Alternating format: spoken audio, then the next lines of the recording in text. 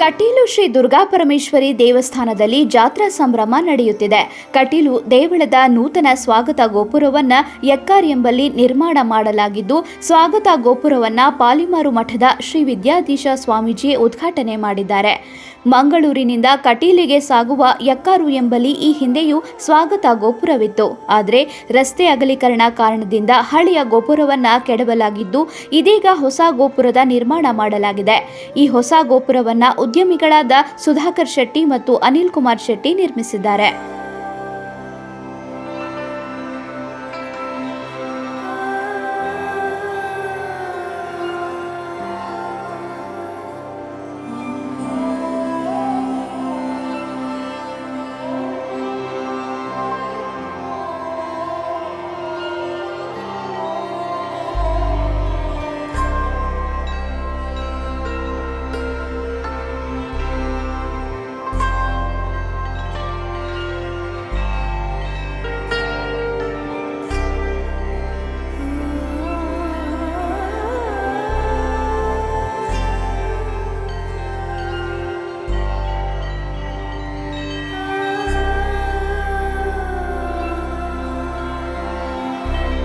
ಶ್ವೇತವರ್ಣದ ಸ್ವಾಗತ ಗೋಪುರವನ್ನ ಅತ್ಯಾಕರ್ಷವಾಗಿ ನಿರ್ಮಾಣ ಮಾಡಲಾಗಿದ್ದು, ನಡುಗೋಪುರದಲ್ಲಿ ಕಟೀಲು ಶ್ರೀ ದೇವಿಯನ್ನ ಅದ್ಭುತವಾಗಿ ಚಿತ್ರಿಸಲಾಗಿದೆ.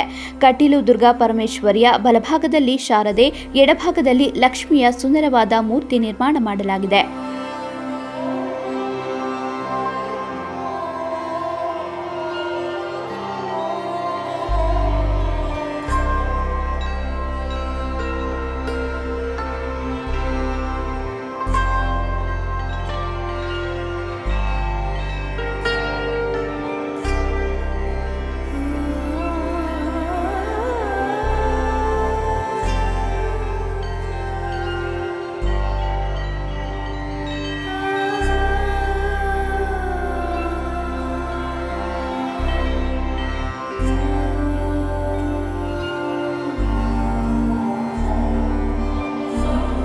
ಯಕ್ಕಾರಿನಿಂದ ಕಟೀಲು ದೇವಸ್ಥಾನಕ್ಕೆ 1.5 ಕಿಲೋಮೀಟರ್ ದೂರವಿದ್ದು, ಕಟೀಲು ದೇವಸ್ಥಾನಕ್ಕೆ ಬರುವ ಭಕ್ತರ ಆಕರ್ಷಣೆಯಾಗಿದೆ.